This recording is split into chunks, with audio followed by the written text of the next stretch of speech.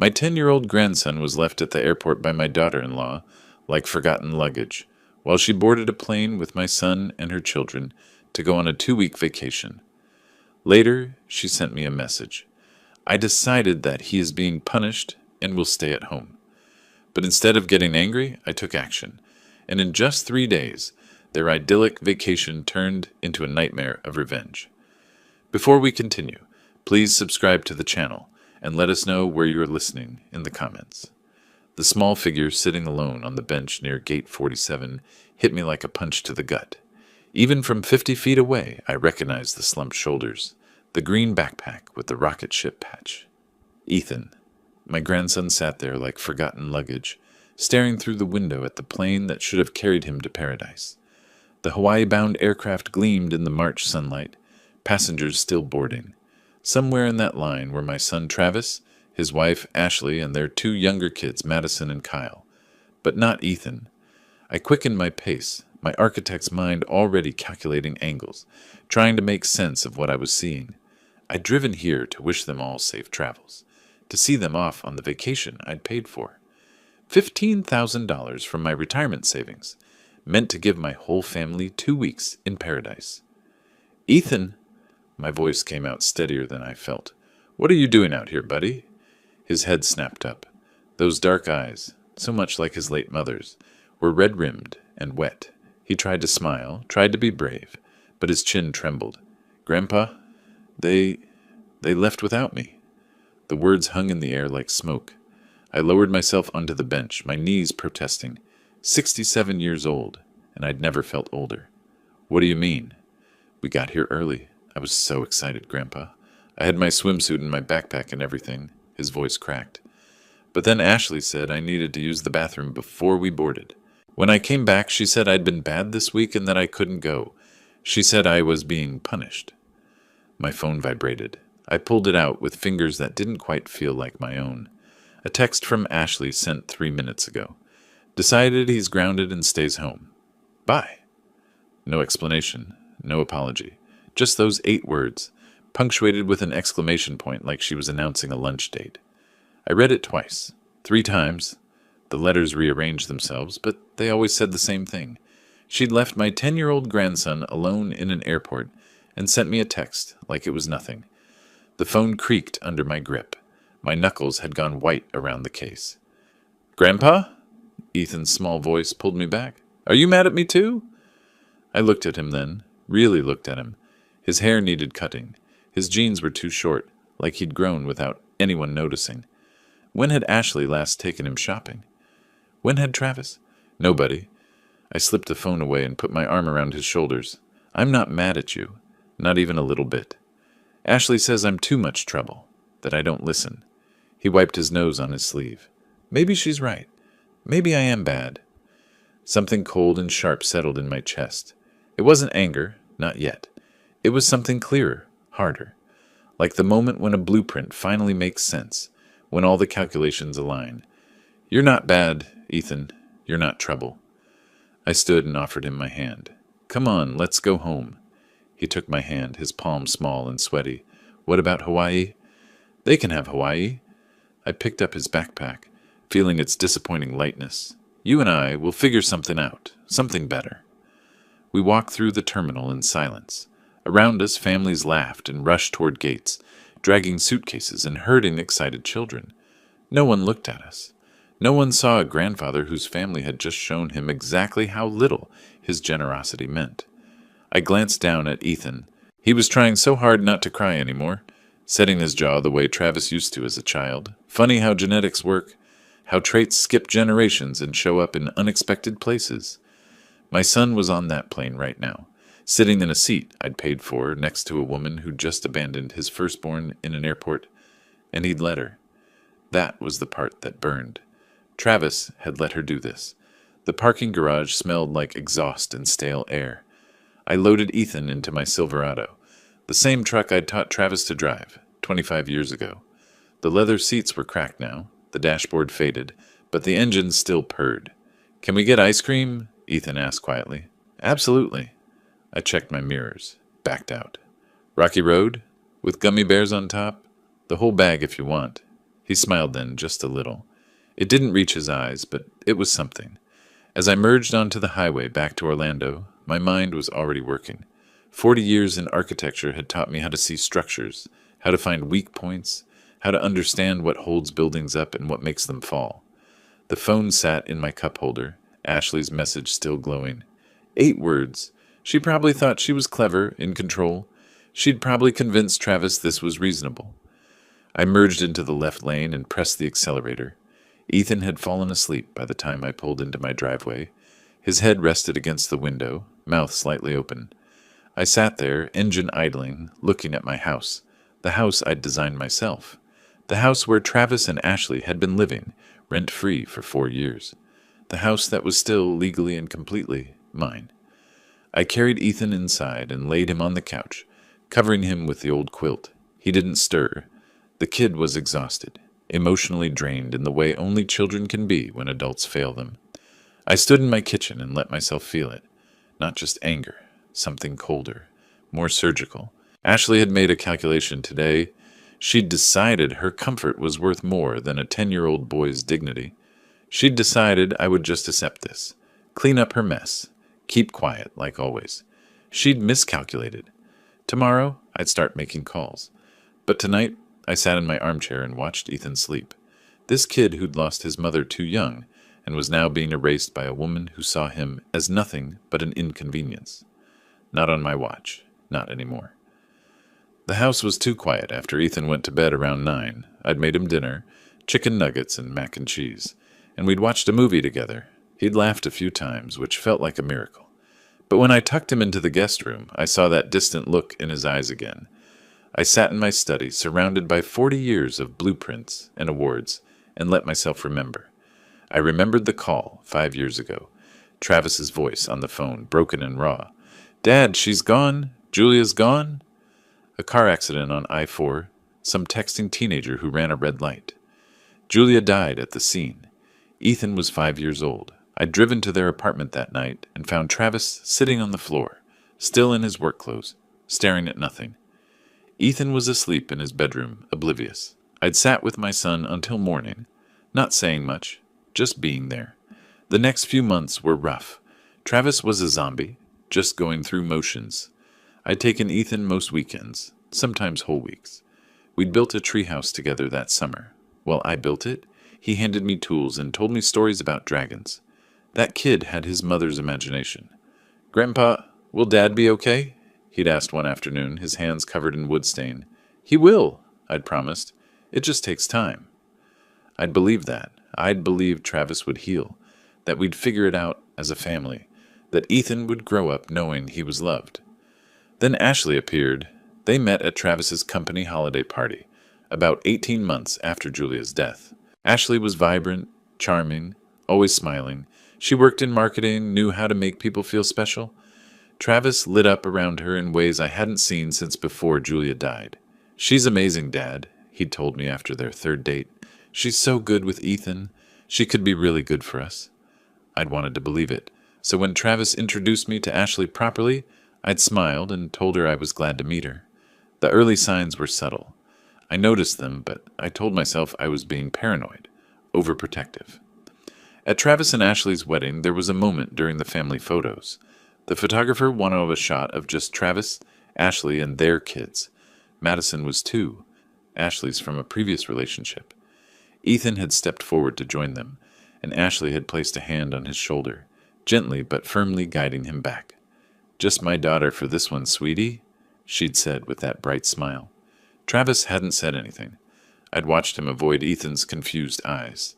After the wedding, they'd needed a place to stay. "Just temporarily, Dad," Travis had assured me, "until we find something." My house was big enough. 4 years later, they were still there.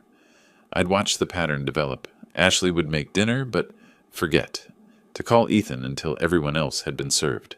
His portions were smaller. His birthday presents cost less than Madison's or Kyle's. Kyle was 2 now, Ashley and Travis's son together. When Ethan made the honor roll, Ashley barely acknowledged it. When Kyle learned to use the potty, there was a full celebration. "She's just busy with the little ones," Travis would say when I pointed it out. "You know how it is with toddlers." I did know. I'd raised Travis and his sister. I'd never been too busy to celebrate my kids' achievements, no matter how small. The financial reality was something I'd been avoiding, but sitting in my study that night, I made myself pull out the files. The house deed with my name alone on it. The loan statements for the Audi Q7 I'd co-signed for, a wedding present Ashley had requested, the credit card bills that came to my address because I was the primary account holder. I did the math.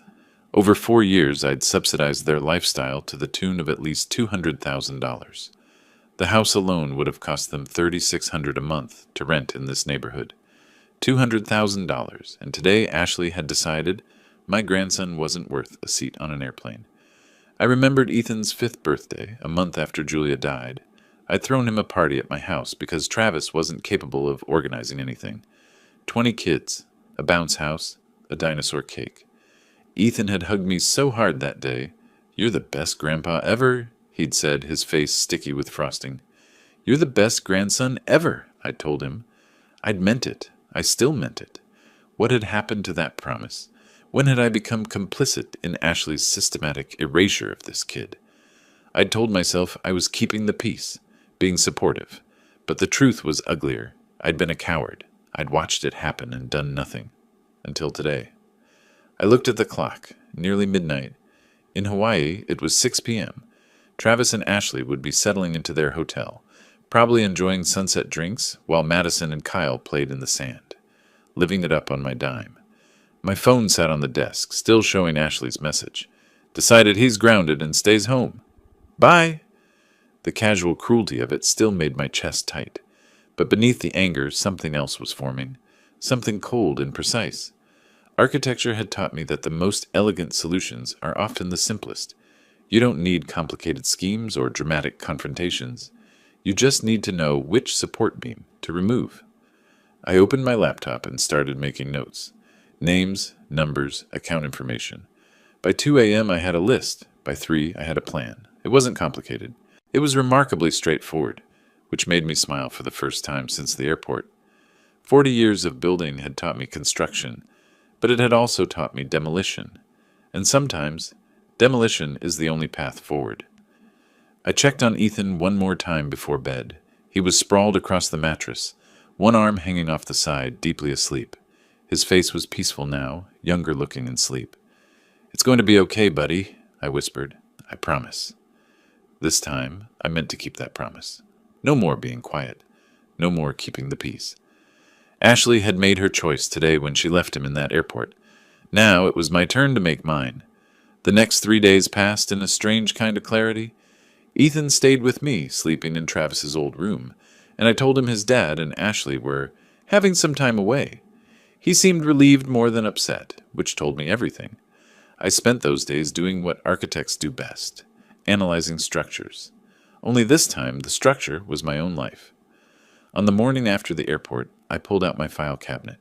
Property deed for the house, purchased 20 years ago, entirely in my name. Mortgage paid off in 2015. Current market value, $950,000. Travis and Ashley had been living here rent-free for 4 years. I did the math. Comparable rentals ran $3,600 a month. That was $172,000 in housing alone. But it didn't stop there. I found the paperwork for the Audi Q7. Ashley had wanted it as a wedding present. I'd co-signed the loan, $48,000. They'd made maybe 6 payments before money got tight. Guess who'd been covering it? Then the credit cards. 5 of them, all with my name as primary account holder. Ashley was an authorized user on all. I pulled up the statements online, going back 4 years. Nordstrom, Sephora, Whole Foods, SoulCycle Premium Membership, $600 a month, Louis Vuitton, Tiffany. The charges went on, a parade of Ashley's lifestyle, funded by my retirement account. The total made me set down my pen and laugh. Not a happy laugh. The kind that comes when something is so absurd you can't believe it's real. $214,000. Over 4 years. That was the price tag for my silence, apparently. The cost of not making waves while my grandson got pushed to the margins. "Grandpa?"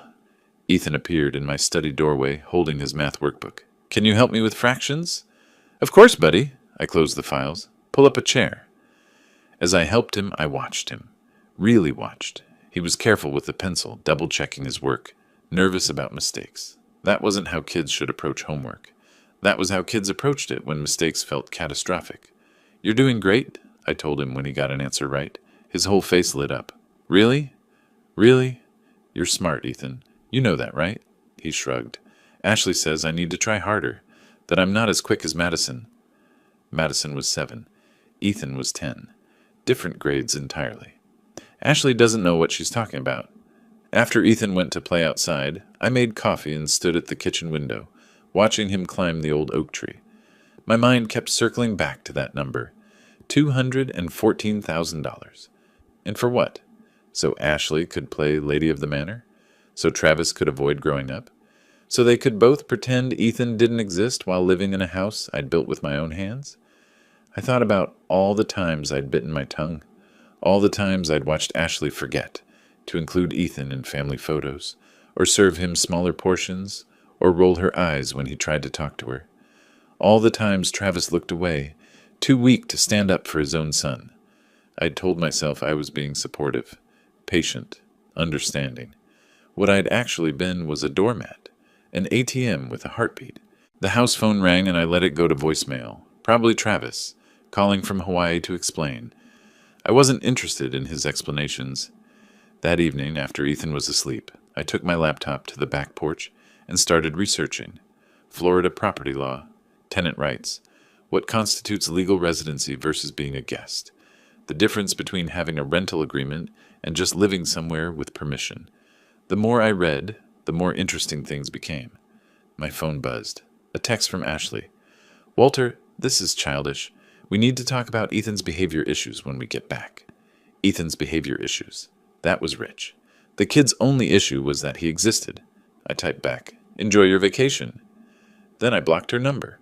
By midnight, I had filled a legal pad with notes. Attorneys specializing in family property law. Customer service for every credit card company. Our auto insurance provider. The phone number for the hotel in Maui. All 7 nights. Premium ocean view. $1,200 a night. I'd paid for their paradise. Every single cent. And suddenly, sitting there in the dark with crickets chirping and Ethan safe asleep upstairs, I understood something fundamental. The power in this situation had always been mine. I'd just been too busy being nice to use it. Travis and Ashley had built their entire life on my foundation, literally and figuratively. They'd gotten comfortable, complacent. They thought I'd never pull the rug out because I never had before. They'd forgotten something important about architects. We don't just know how to build, we know how to demolish, and we know exactly which supports to remove to bring the whole structure down. I looked at my notes, at the list of phone numbers and account information, at the house deed, at the calendars showing March 13th. They'd left yesterday, which meant they had 12 more days in Hawaii. Plenty of time. I picked up my phone and scrolled through my contacts. I had work to do, starting tomorrow morning. But first, I texted Ethan's friend's mom. "Change of plans. Ethan's staying with me for a while." Then I opened a new note on my phone and titled it, "Project Demolition." The list started simple. Lawyer consultation bank, credit cards insurance, vehicles, hotel, Hawaii. I smiled at the screen. After 40 years of building things, I was about to find out how satisfying it could be to tear them down. Norman Gilbert's office was in a converted Victorian downtown, all dark wood and leather furniture that smelled like old books. I'd never needed a lawyer before, but I'd heard Norman's name around town. He had a reputation for being thorough, discreet, and effective. "Mr. Thornton," he shook my hand. "What can I do for you?" I laid it out. The house, the lack of rental agreement, 4 years of free living. I kept my voice neutral, factual. Let the numbers speak. Norman listened, making notes. When I finished, he leaned back. "Let me make sure I understand. Your son and his wife live in your house. No lease, no rental agreement. They don't pay rent, utilities, or property taxes. Correct. And the house is solely in your name. Purchased before either of my marriages. Only my name on the deed." He tapped his pen against the pad. "Then legally, they're guests in your home. You have the right to ask them to leave.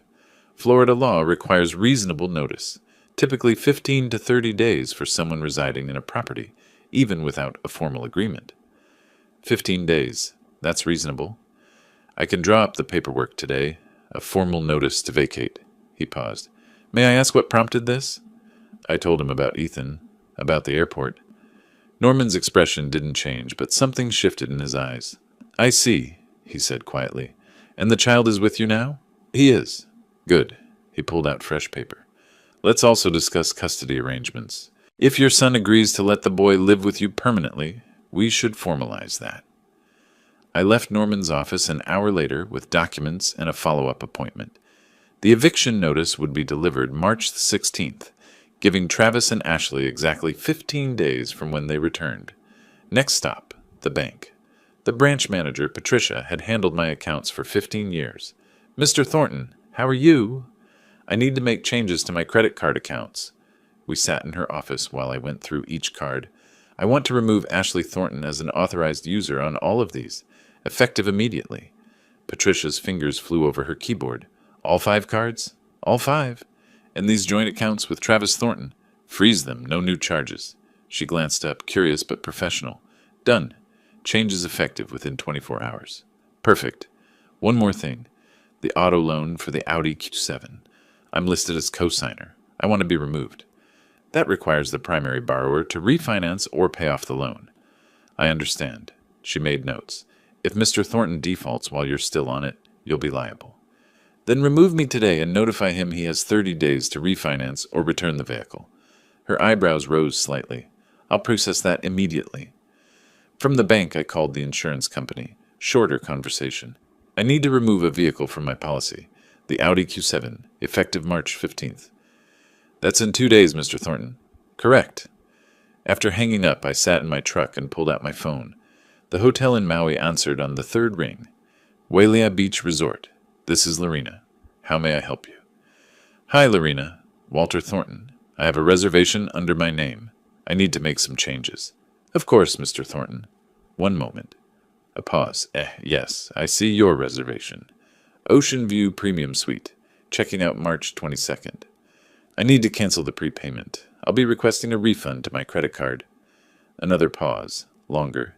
Mr. Thornton, the guests have already checked in. They arrived yesterday. I understand. The guests can remain if they'd like, but they'll need to provide their own payment going forward. The guests will need to provide alternate payment within 24 hours, or we'll have to move them to different accommodation. That sounds reasonable. May I ask, is there a problem with the reservation? There was a miscommunication about who would be attending this vacation. I could hear the understanding in her voice. I see. We'll contact the guests this evening about the payment change. Anything else? Actually, yes. Do you have availability in a standard room? Something more economical? We do. Our garden view rooms are $200 per night. Perfect. Let them know that's an option. After I hung up, I allowed myself a small smile. Travis and Ashley were in Hawaii right now, probably lounging by the pool, drinks in hand, living the dream on my dime. Tomorrow morning, that dream was going to develop cracks. I drove home, where Ethan was doing homework at the kitchen table. Did you have a good day, Grandpa? Very productive. I ruffled his hair. How about pizza for dinner? Can we get the one with stuffed crust? Absolutely. While Ethan went back to homework, I sent one more email to the travel agency that had arranged tours and excursions. Snorkeling, helicopter tour, fancy luau, all paid for with a gift certificate I'd purchased. I need to cancel gift certificate number GC449832. Please process a refund. I hit send and closed the laptop. My phone sat silent. No calls from Hawaii yet. Too busy enjoying their family vacation, the family that apparently didn't include Ethan. I looked at the calendar. March 13th. In exactly 3 days, Ashley would try to use a credit card and find it declined. The hotel would inform them their room was no longer paid for, tours canceled, and on their doorstep, an eviction notice would be waiting. I thought about texting Travis, giving him a heads up. That's what the old Walter would have done. But that Walter had died at gate 47. This Walter had work to do. I sent Ethan a text. Get ready, kid. Next week we're redecorating your room. Any color you want? His response came immediately. Really? Even blue? Even blue. Then I turned my phone to silent and started making pizza. March 14th. Day 2 of their Hawaiian vacation. I woke early, made Ethan breakfast, and dropped him at a friend's house. Then I came home, poured coffee, and waited. The first domino should be falling right about now. In Maui, it would be around 8 in the morning. Ashley would be having her poolside breakfast, probably planning her day. Spa appointment at 10. Lunch at that overpriced beachfront restaurant. All on my dime, except it wasn't my dime anymore. My phone buzzed at 11:47 a.m. A text from Travis. "Dad, can you call me? Having some issues with the cards." I set the phone down and took another sip. Issues with the cards, one way to put it. I didn't call back. Instead, "Busy today. Everything okay?" 3 dots appeared, disappeared, appeared again. "Cards aren't working. All of them. Can you check your account?" "My account is fine. Just checked this morning." More dots. I could practically feel his confusion. That doesn't make sense. Ashley's cards aren't working either. Strange. Maybe call the bank? I was enjoying this more than I should have. Each text was confirmation that my plan was working exactly as designed. The real satisfaction came an hour later. My phone rang. Unknown number, 808 area code. Hawaii. "Mr. Thornton, this is Lorena Vasquez from the Wiley Beach Resort." "Yes, Lorena. How can I help?" "I'm calling to confirm. We processed the refund as requested. The guests have been notified they'll need to provide alternative payment for the remainder of their stay." "Perfect. How did that conversation go?" There was a pause. Professional discretion warring with the desire to share what was clearly memorable. "Mrs. Thornton was surprised. She's currently speaking with our front desk manager about room options." "I appreciate your help, Lorena." "Of course." And Mr. Thornton, "For what it's worth, we deal with many families here. What you described about your grandson," she trailed off. "Well, I hope everything works out." "Thank you. It will." After hanging up, I pictured it. Ashley in her designer resort wear, standing at that polished desk. The smile sliding off her face as Lorena explained the $1,200 a night room was no longer prepaid. The manager offering the garden view option for $200 a night. The realization that she'd have to pay herself. I checked my watch. In Hawaii, 8:15 in the morning. They'd have just gotten the news. Ashley was probably frantically calling Travis, who was probably frantically calling the bank, who was probably very politely explaining that the account holder, me, had removed her as an authorized user. My phone rang again. Travis. I let it go to voicemail. Then I opened my laptop and logged into the travel portal. Found their excursions. Helicopter tour, canceled. Snorkeling, canceled. Sunset cruise, canceled. The luau, canceled. Gift certificate, GC 449832, purchased by Walter Thornton, revoked. Refund, processed. I sat back and looked around my kitchen. My house. The house I'd built, that I'd let them live in free while they spent my money on everything else. Ethan's lunchbox was on the counter from this morning. I'd packed it. Sandwich cut into triangles, apple slices, juice box, and a note. "You're awesome." He'd read it at breakfast and smiled so wide. When was the last time Ashley had done anything for him beyond bare minimum? My phone buzzed. Another text. "Dad, seriously, we need to talk. Something's wrong with all the accounts." I typed back deliberately. "Nothing wrong on my end." "Maybe it's a problem with your spending." 3 dots stayed there for a long time, then disappeared without a message. I imagined Travis showing that to Ashley, her face when she realized I knew, that this wasn't technical glitch or bank error, that it was intentional. By evening, 7 more calls from Travis, 3 from unknown Hawaii numbers, increasingly frantic texts. The last came at 6:32 p.m. "We need to move to a different room. They're charging us $200 a night now. Dad, please, what's going on?" I stared at that message. Part of me, the old doormat part, wanted to cave, to call back, to explain, to make it all okay. But then I remembered Ethan's face at the airport, the way he'd tried so hard not to cry, the way he'd asked if he was bad. I deleted the message. At 7, I picked Ethan up. He was happy, animated, telling me about the Lego castle they'd built. "Can Tommy come over sometime?" "Of course, maybe this weekend." "Really?" He looked at me like I'd offered him the moon. "Really? This is your house, too. You can have friends over whenever you want." He was quiet. Then, "Ashley always said Tommy was too loud." "Well," I said carefully, "Ashley's not here now, and when she gets back, things are going to be different." "Different how?" "Better. things are going to be better. That night, after Ethan slept, I sat on the back porch with a beer and my phone. Travis had finally stopped calling. In Hawaii, they were probably in their new room now. The garden view room costing a fraction of what they'd expected. The room they'd have to pay for themselves, with credit cards that didn't work. I pulled up photos and found Ethan's 10th birthday 6 months ago. There we were, him and me, with the cake I'd bought and decorated. Travis was in the background, looking at his phone. Ashley wasn't in the shot. She'd been busy. Tomorrow was March 15th, day 3, and I had more surprises waiting. I spent March 15th morning doing ordinary things, made pancakes with Ethan, helped with reading homework, took him to the park and pushed him on the swings while he laughed in a way I hadn't heard in months. My phone stayed in my pocket, silent except for occasional buzzes I ignored. After lunch, when Ethan was absorbed in a movie, I finally checked my messages. 16 missed calls, 23 texts. I scrolled through them with my coffee, enjoying every word. Travis, 9:47 a.m. Hawaii time. Dad, the rental car company just called. They're taking back the car. Something about insurance? Please call. Travis, 10:23 a.m. We can't do any tours. They're all canceled. The agency says you canceled them. Why? Travis, 11:15 a.m. Ashley is freaking out. We can't even get an Uber because none of the cards work. We're stuck. And then Travis, 2:34 p.m. What the hell is going on? No more. Dad, please. He'd figured it out. My phone rang. Travis. This time I answered. Hello, son? Dad. His voice was tight, controlled. Someone trying hard not to explode. What are you doing? Me? I'm having a lovely day with Ethan. We went to the park. He went down the slide 17 times. Silence. I could hear Ashley in the background, voice sharp and angry. The credit cards, Travis said finally. The hotel. The rental car. The tours. This is you. Is it? Dad, this isn't funny. We're stuck here. We can't... Can't what? Can't enjoy the vacation I paid for?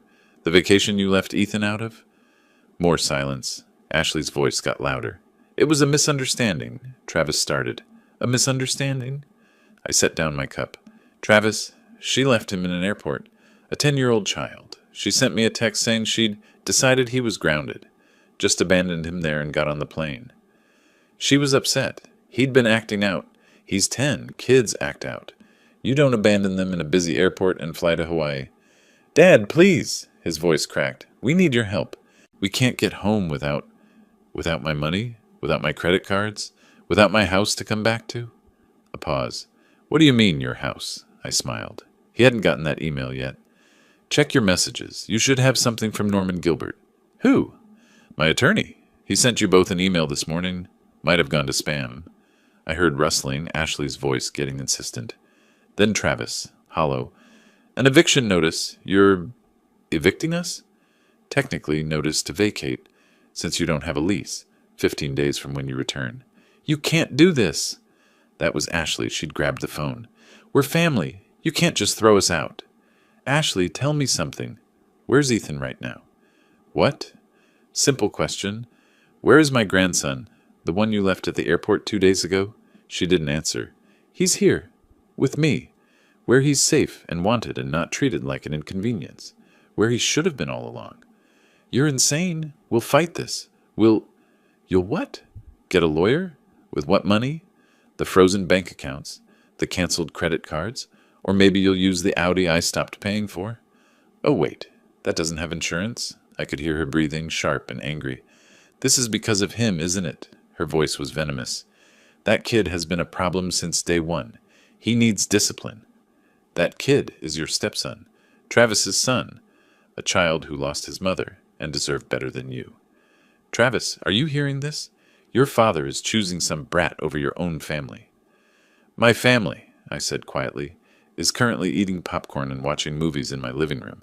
Your family is in a budget hotel room, trying to figure out how to pay for dinner. Very different situations. Ashley was screaming now, but Travis had taken the phone back. Dad, his voice shook. What do you want? What will it take to fix this? I looked at Ethan through the doorway, laughing at something on screen, relaxed in a way he never was around Ashley. I want you to think about what you've done. Both of you. I want you to think about what kind of man leaves his son behind so his new wife can have a perfect family photo. I want you to spend the next few days in that cheap hotel room, wondering how you're going to get home, where you're going to live. The way Ethan was left wondering in the airport? That's cruel. No, son. What's cruel is leaving a 10-year-old in an airport. What I'm doing? This is called consequences. I hung up. My hands shook slightly. Not from anger. That had cooled into something harder. From satisfaction. After 4 years of watching them take and take, I'd finally taken something back. My phone immediately started ringing. I powered it off. Later, I got an email from Lorena. Mr. Thornton, just wanted to let you know the guests moved to Garden View. They seemed quite distressed. I hope everything resolves well. I wrote back, Thank you, Lorena. Everything is resolving exactly as it should. Then I joined Ethan, and we watched the rest of the movie.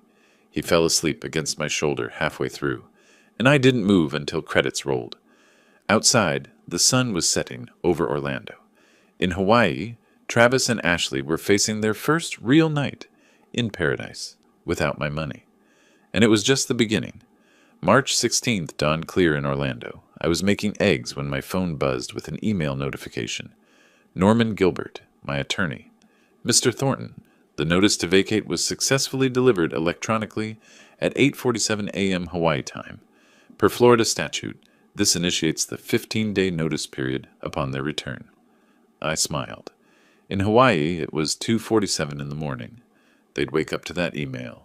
What a way to start their day. Ethan came into the kitchen, hair sticking up. Morning, Grandpa. Morning, buddy. Eggs? Yes, please. Can I have the cheese kind? You can have anything you want. While he ate, I checked my messages. An automated notification from insurance confirming the Audi had been removed from my policy. A text from Patricia at the bank. The cosigner removal on Travis's car loan had been processed. Everything was falling into place. My phone rang around 10. Unknown Hawaii number. I let it ring through, then listened to the message. It was Travis. His voice was different now, hollow, defeated. Dad, we got the eviction notice. The email from your lawyer. I don't understand how it came to this. Ashley's trying to call her family, but nobody's answering. Insurance called about the Audi. The bank called about my car. Everything's falling apart. There was a long pause. Ashley was yelling in the background. We're coming home tomorrow. We found cheap tickets. I don't know what we're coming home to, but we're coming back. I hope this was worth destroying your relationship with your son. The message ended. I sat there, phone in hand. Worth it? I looked out at Ethan climbing the oak tree, fearless and laughing. A kid who'd been invisible in his own home, left in an airport like forgotten luggage. Yeah, it was worth it. Around noon, my phone rang again. Ashley's mother, Carol. I answered. Hello, Carol. Walter? Her voice was tight. Did you really leave Ethan at the airport? Actually, Carol, it was the other way around. Ashley left Ethan at the airport. I found him there, alone, crying, watching the plane fly away without him. Silence. She called me this morning, Carol said finally. Told me some story about you cutting off their money, canceling their vacation, evicting them. She wanted me to wire her cash. Said you'd gone crazy. Did you?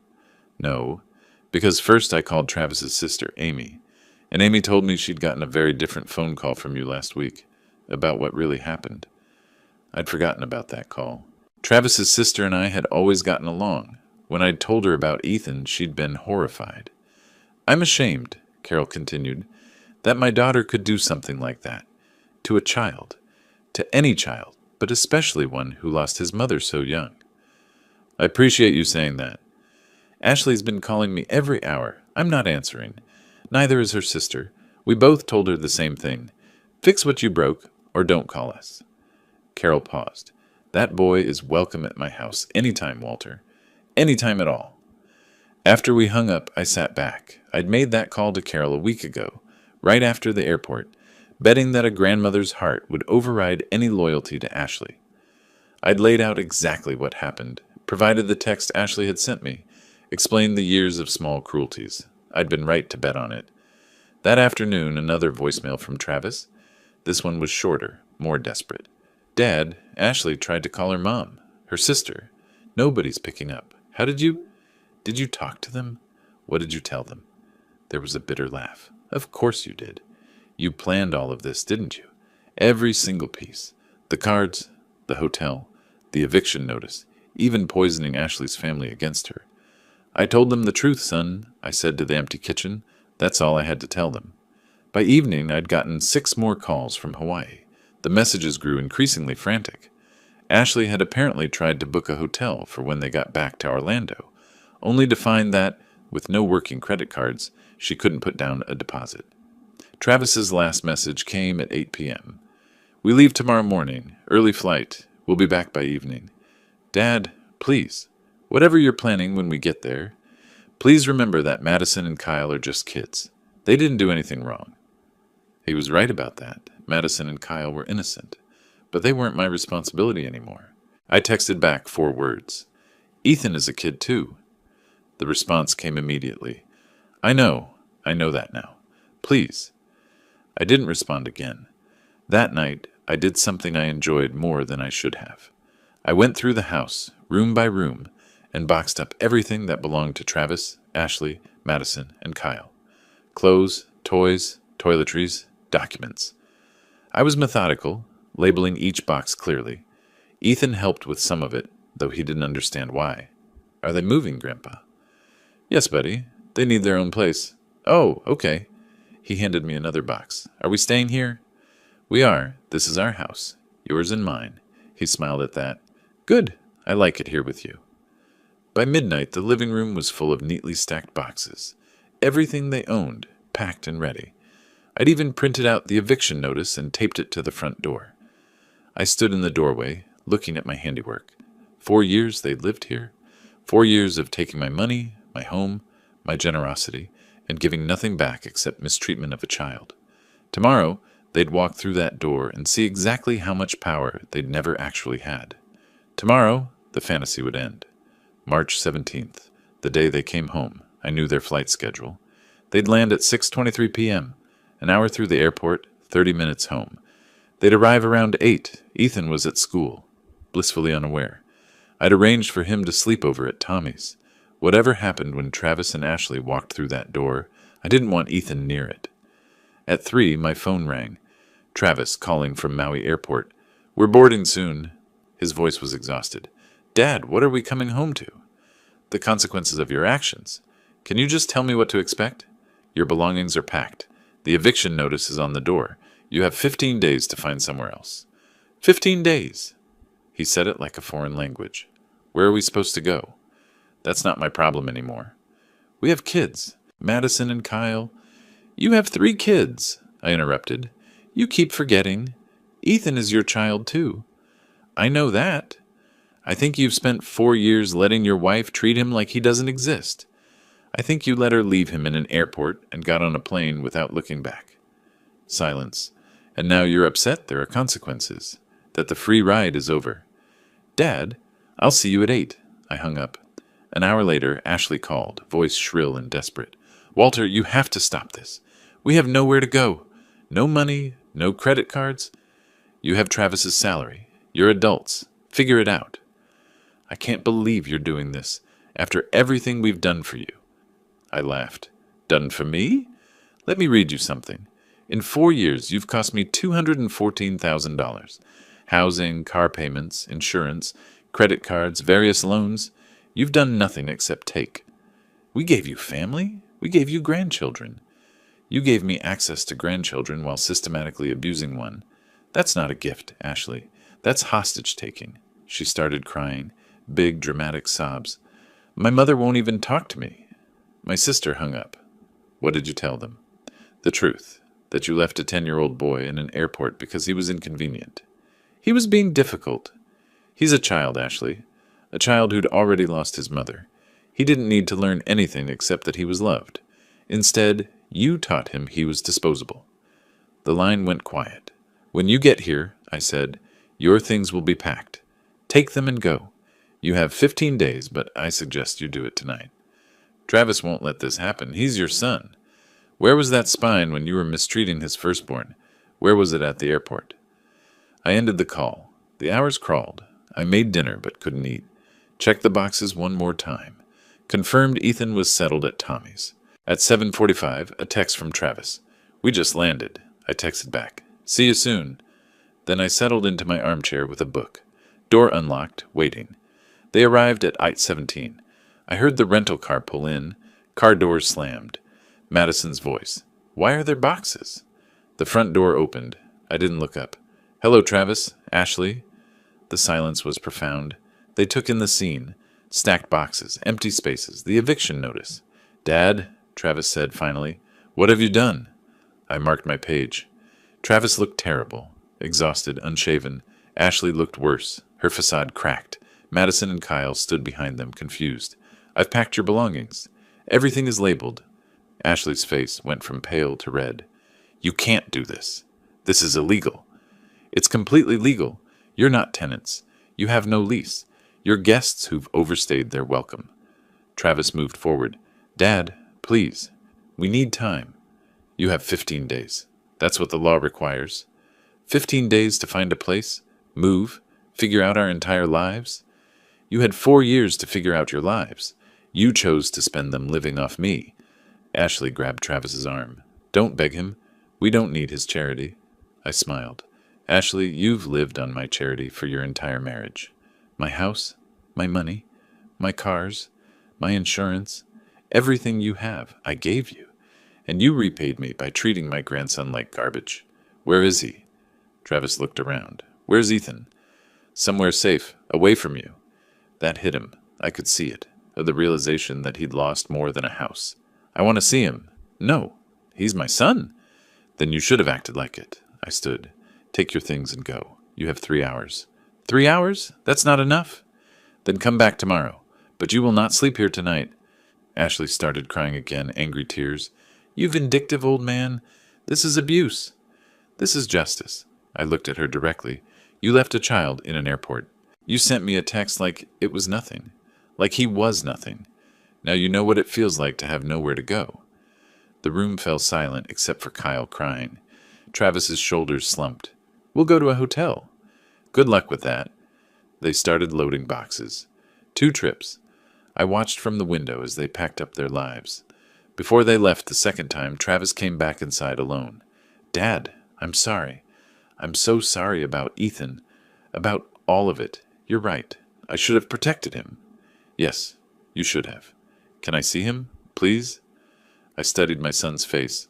For the first time in 4 years, I saw genuine remorse. "Not tonight, but soon, when I'm ready." He nodded and left. I watched them drive away, Ashley staring ahead, Madison and Kyle in the back, surrounded by boxes. Then I locked the door and sat in the quiet house. My phone buzzed. A text from Ethan. "Having fun at Tommy's. His mom says I can come over any time." I smiled. "That's great, buddy. See you tomorrow." Tomorrow we'd start fresh, just the 2 of us. Tonight, justice had been served. The next 2 weeks passed in strange peace. Ethan flourished like a plant finally moved into sunlight. He laughed more, talked more, started inviting friends over without asking permission. Travis called 3 times. I didn't answer. Ashley tried once. I hung up when I heard her voice. On April 5th, 3 weeks after the airport, Norman Gilbert called. "Mr. Thornton, your son has requested a meeting. He's retained counsel and wants to discuss custody for Ethan." "Does he now?" "He's also asking if reconciliation is possible. Between you 2, specifically." I looked at Ethan doing homework, humming to himself. "Tell him I'll meet. My terms, my office, my attorney present. Ashley stays away." "When?" "Tomorrow, 2 p.m. The next afternoon, Travis walked into Norman's office looking 5 years older. Wrinkled suit, crooked tie. The confident manager was gone. He sat across from me, Norman between us. "Dad." "Travis." Norman cleared his throat. "Mr. Thornton Jr. has prepared a statement." Travis pulled out paper, but his hands shook too badly to read it. He set it down.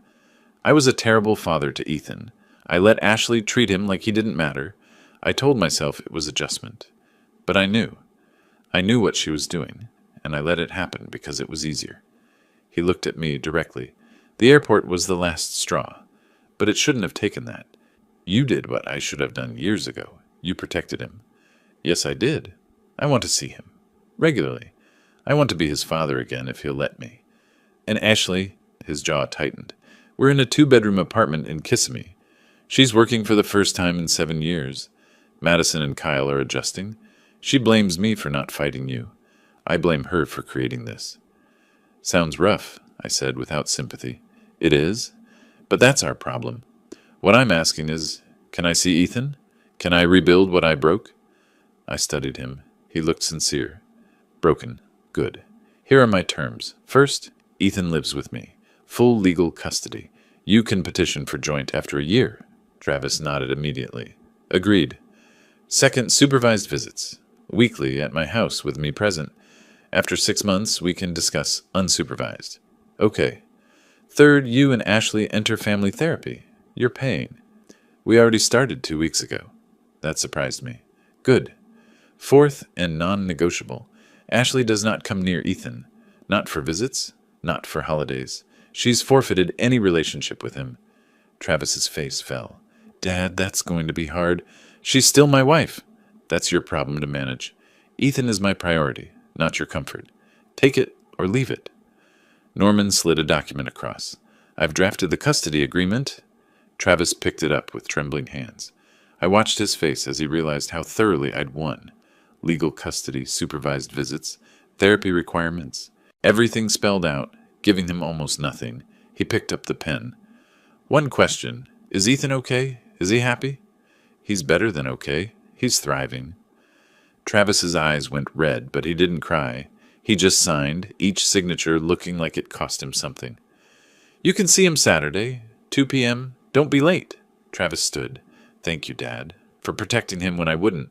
Don't thank me. Show me. Show up. Be present. Be the father he needs. He nodded and left. Norman waited. That went better than expected. He's lost everything. The least he can do is be a decent father. And if he isn't, then the agreement gives me power to cut him off completely. I smiled. I learned my lesson about being too trusting. That evening I sat Ethan down. Your dad wants to see you. He'd like to visit on Saturdays. Ethan was quiet. Do I have to? No. Never. But I think he's trying, buddy. He made bad choices, but he's your dad. What about Ashley? Ashley won't be coming around, ever. Ethan's shoulders relaxed. Okay, then maybe I'll see Dad, if you're there too. I'll be right there, always. Saturday came. Travis arrived at 1:58 p.m., carrying a wrapped present. Hi, Dad. Travis. I let him in. Ethan was building with Legos. He looked up, hope, fear, anger, sadness, all crossing his face. Hey, Ethan, Travis said quietly. Hi. I brought you something. He held out the present. Ethan unwrapped it slowly. Inside was a photo album. Pictures of Julia, his late mother. Ethan as a baby. The treehouse. Page after page of memories. I should have shown you these long ago, Travis said. Your mom loved you so much. I'm sorry I let you forget that. I'm sorry I let anyone make you feel like you didn't belong. Ethan's lip trembled. Why did you leave me at the airport? Travis knelt down. Because I was weak. Because I let someone else decide what mattered more than you. And that was wrong. Unforgivable. I know sorry doesn't fix it, but I'm going to try to do better, if you'll let me.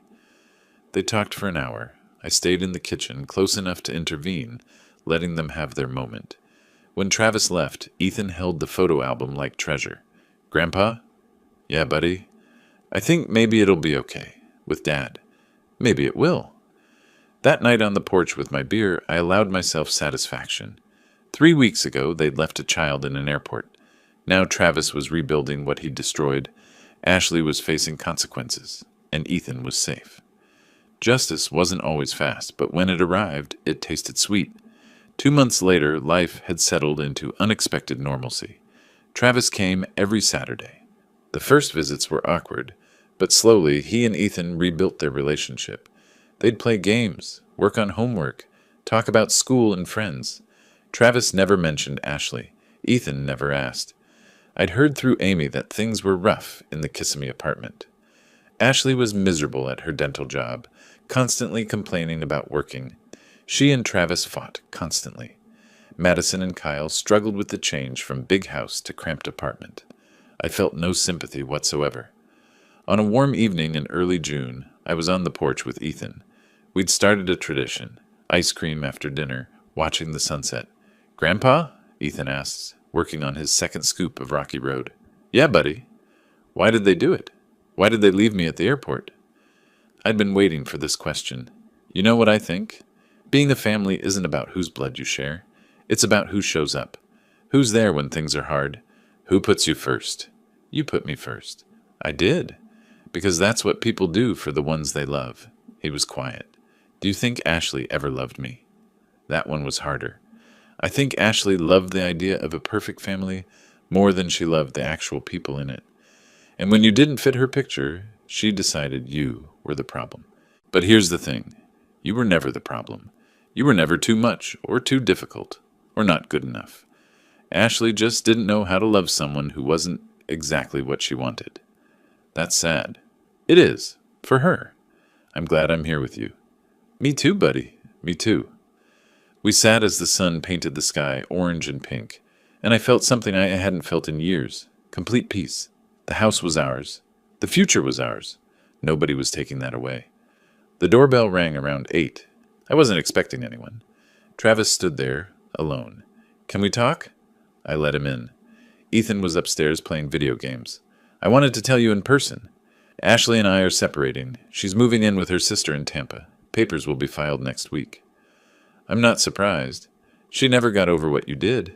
She blames you for everything, losing the house, the cars, the lifestyle. She can't accept that her own actions caused this. Some people never do. I know you don't care, but I need to say it. You were right. About everything. About her. About how she treated Ethan. About me being too weak to stop it. You did what needed to be done. I did what any decent person would have done.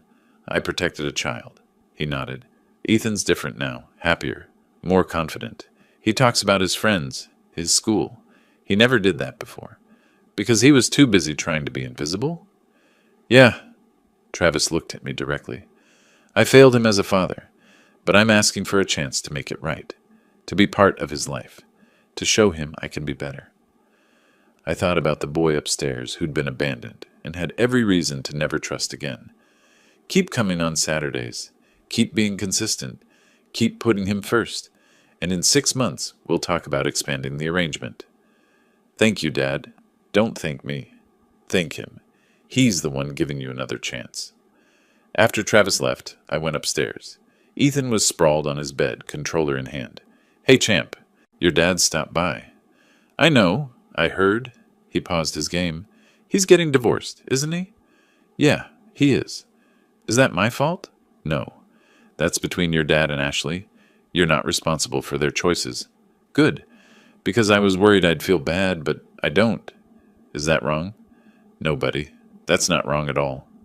He went back to his game, and I stood watching him. This kid who'd been discarded, made to feel small and unwanted, who'd sat alone in an airport, he was going to be okay. Better than okay. That night, after Ethan slept, I sat in my study and pulled out the file, the house deed, the financial records, the text from Ashley. Decided he's grounded and stays home. Bye. I'd kept everything as a reminder that silence isn't strength, that keeping the peace isn't worth losing yourself, that sometimes the kindest thing is cutting out the rot before it spreads. 4 months ago, I'd been a doormat, an ATM with a heartbeat, someone who'd avoid conflict rather than stand up. Now, I was a grandfather raising his grandson in the home I'd built, on my terms. I was someone who'd found the one solution that would work, complete demolition followed by careful rebuilding. Travis would earn his way back slowly. Ashley would face consequences, and Ethan would grow up knowing at least one person had loved him, enough to burn it all down to keep him safe. I pulled out my phone and looked at yesterday's photo. Ethan and me at the park, both laughing. His smile was genuine, reaching his eyes, no shadows. That smile was worth every uncomfortable conversation, every burned bridge, every dollar it cost me. Justice wasn't always swift, but when it finally arrived, it was delicious. I closed the file and locked it away. I didn't need it anymore. The story was written, the ending clear. An old man, a wounded boy, and a decision that changed everything. Sometimes the greatest revenge is simply refusing to let cruelty win. If you like this story, please like this video, subscribe to the channel, and share your impressions of this story in the comments. To listen to the next story, click on the box on the left. Thank you for watching,